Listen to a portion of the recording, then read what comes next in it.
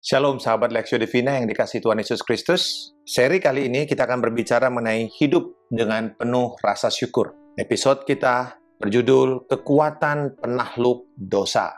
Sahabat, apa yang paling kuat dari nafsu duniawi? Rasa syukur. Pada waktu istri Potifar, yaitu kepala pengawal dari Raja Firaun di dalam Kejadian pasal yang ke-39, pada waktu itu istri Potifar mencoba merayu Yusuf, budak Ibrani, yang dijual oleh saudara-saudaranya kepada pedagang budak. Berakhir di rumah Potifar. Dia bekerja dengan begitu energetik, setia, sampai akhirnya dia dipercayakan segala sesuatu. Nah, setiap kali suaminya pergi, istri Potifar ini berulang-ulang merayu Yusuf untuk tidur bersama-sama dengan Yusuf. Yusuf masih muda, menjadi seorang yang perjaka. Pada waktu istri Potifar berusaha merayu Yusuf, dia tidak menyerah dengan rayuan daripada istri Potifar.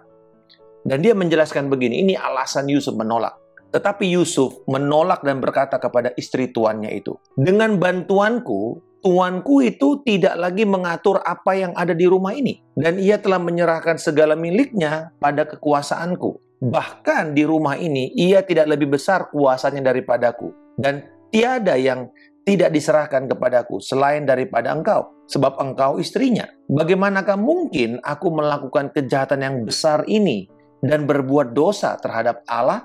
Yusuf menerima bantuan pertolongan Potifar yang luar biasa sebagai hadiah daripada Tuhan kepada dia. Rasa syukurnya itu memenuhi begitu banyak ruang-ruang di dalam hati Yusuf, sehingga tidak ada lagi cukup ruang atau tersisa ruang untuk tidak berterima kasih. Dan bahkan akhirnya berzina dengan istri tuannya itu sendiri. Tidak ada ruang lagi. Karena hatinya penuh dengan ucapan syukur baik kepada Allah maupun kepada Potifar. Sekarang, coba mari kita lihat pengalaman kita sendiri. Apakah kita tidak akan memanjakan hawa nafsu kita ketika kita penuh dengan rasa syukur? Pasti ketika kita meluap dengan rasa syukur, kita nggak punya pikiran untuk berdosa. Kenapa? Hawa nafsu adalah bentuk dari keinginan untuk memiliki apa yang orang lain punya. Di dalam bahasa Inggris disebut sebagai covetousness. Menginginkan milik orang lain. Dikatakan, janganlah engkau mengingini istri sesamamu. Sehingga akhirnya lahirlah semua keinginan-keinginan dosa. Di dalam anak muda ini kita kenal sebagai fear of missing out. FOMO, dasarnya sama. Ketakutan akan kehilangan sesuatu yang kemudian dia berusaha untuk mendapatkannya. Dan mendambakan dalam segala bentuk adalah buah dari rasa tidak berterima kasih. Jadi menginginkan, covetousness itu adalah buah dari segala sesuatu, dari keinginan tidak bisa berterima kasih. Jadi ini adalah keinginan akan sesuatu yang kita inginkan, tetapi kita tidak miliki atau tidak bisa kita miliki. Nafsu sebagai bentuk tidak berterima kasih, tidak sesuai dengan rasa syukur. Sehingga kemudian kita belajar ini. Hawa nafsu dan rasa syukur tidak bisa hidup berdampingan. Rasa syukur adalah kekuatan yang lebih kuat. Nafsu mungkin kelihatannya kuat. Seperti banyak orang mengatakan, aduh saya nggak kuat dengan desakan godaan ini. Tetapi rasa syukur mungkin kelihatannya lembut. Perbedaannya, walaupun dia lembut, tapi dia kuat untuk menahan setiap keinginan hawa nafsu kita. Bersyukur bukan hanya karakter Kristen yang baik, tetapi bersyukur adalah kekuatan penakluk dosa. Bersyukur itu, pertama, indikator dari kesehatan jiwa. Apakah kita penuh dengan sukacita? Yang kedua, bersyukur adalah tameng, perlindungan dari serangan godaan dosa dan hawa nafsu. Kita akan melihat bagaimana indikator dari kesehatan jiwa kita itu diwujudkan di dalam ucapan syukur. Apa yang Alkitab katakan tentang bersyukur? Pertama, bahwa rasa syukur itu mengungkapkan kesehatan jiwa kita.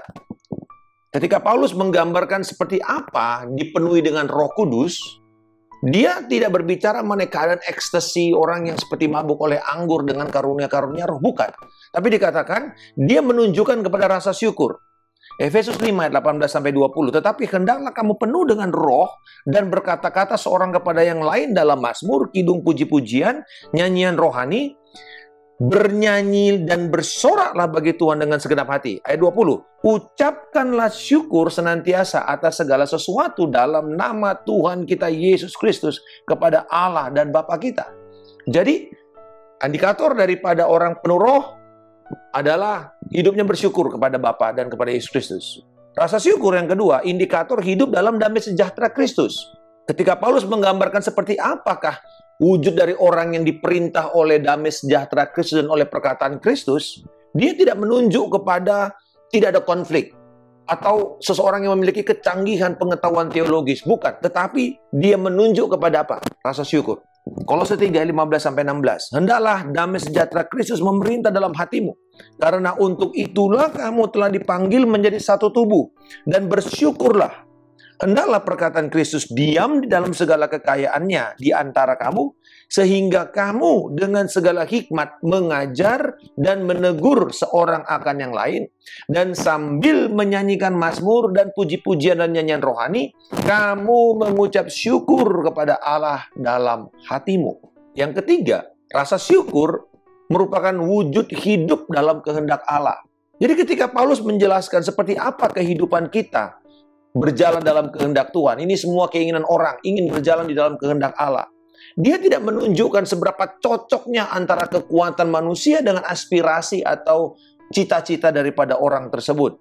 Apakah yang dia inginkan itu terjadi dengan kekuatan dan upaya dia? Tidak. Dia menunjuk kepada rasa syukur. 1 Tesalonika 5 ayat 18. Mengucap syukurlah dalam segala hal, sebab itulah yang dikehendaki Allah di dalam Kristus Yesus bagi kamu. Dan yang keempat, bahwa rasa syukur merupakan tanda orang merdeka dari dosa seksual. Ketika Paulus menggambarkan seperti apa kebebasan kita dari dosa seksual atau jenis dosa najis yang lainnya, dia tidak menunjuk kepada tidak ada godaan. Jadi orang yang hidupnya seperti di ruang hampa atau mungkin di bukit doa, soliter, tidak. Tapi dia menunjukkan bahwa orang yang hidup merdeka dari dosa seksual adalah orang yang bisa menunjukkan rasa syukurnya. Tetapi percabulan dan rupa-rupa kecemaran atau keserakahan disebut pun jangan di antara kamu, sebagaimana sepatutnya bagi orang-orang kudus. Demikian juga perkataan kotor, yang kosong atau yang sembrono, karena hal-hal itu tidak pantas. Tetapi sebaliknya, ucapkanlah syukur. Efesus 5 ayat 3 dan 4. Jadi kita sekarang tahu bahwa jika kita ingin mengetahui seberapa sehatkah jiwa kita ini, apa indikator kesehatan jiwa kita, maka kita harus memeriksa tingkat rasa syukur kita. Seberapa tinggikah tingkat rasa syukur kita kepada Tuhan. Seperti tadi Yusuf, dia bersyukur kepada siapa? Pertama, dia bersyukur, dia berkata, ucapan rasa syukurnya kepada tuannya yang telah mempercayakan dia segala sesuatu di rumah itu, pekerjaannya. Dia bersyukur kepada pemberi pekerjaan, dia bersyukur untuk pekerjaan atas apa yang dia dapatkan dari tuannya. Tetapi yang terpenting dari semua itu yang ketiga, yang menjadi materai daripada pertahanannya adalah bagaimana aku bisa berdosa kepada Allah. Tidak kelihatan. Tetapi dia bersyukur kepada Tuhan sebagai sumber dan yang bertanggung jawab dan berdaulat atas keadaan hidupnya. Rasa syukur adalah antidot terhadap resesi dan kepanikan serta kecemasan. Karena kita sadar bahwa rasa syukur itu membuat kita mengerti Allah berdaulat atas segala perkara. Allah sedang bekerja untuk segala sesuatu kepada orang kudusnya, kepada orang-orang percaya. Allah tidak pernah tinggal diam. Allah berdaulat.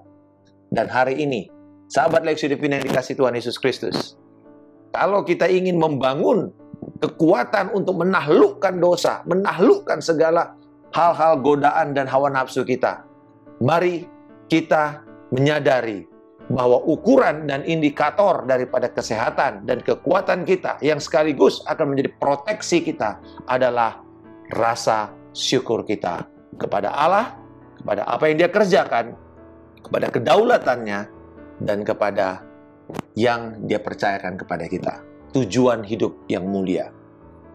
Bapa, terima kasih di dalam nama Tuhan Yesus Kristus. Kami bersyukur bahwa Engkau berdaulat Engkau tidak pernah gagal di dalam rancanganmu. Dan apapun yang kau sedang kerjakan kepada kami hari ini, Engkau sedang lakukan itu untuk rencanamu yang besar dan agung dan mulia, yang Engkau lakukan dan Engkau berikan kepada kami, umatmu, gerejamu, orang percaya. Kami bersyukur Tuhan, biarlah kiranya Engkau penuhi hati kami terus-menerus limpah dengan syukur, sehingga tidak ada ruang untuk mengingini menjadi orang yang dimanjakan oleh hawa nafsu. Tapi kami akan hidup seturut dengan kehendak Allah, diperintah oleh damai sejahtera Allah, penuh dengan roh, dan bebas dari setiap godaan-godaan dosa seksual. Karena kami penuh dengan ucapan syukur setiap hari. Di dalam nama Tuhan Yesus Kristus, kami mengucap syukur dan berdoa haleluya. Amin. Salam kemenangan. Saya Pendeta Markus Simanjuntak.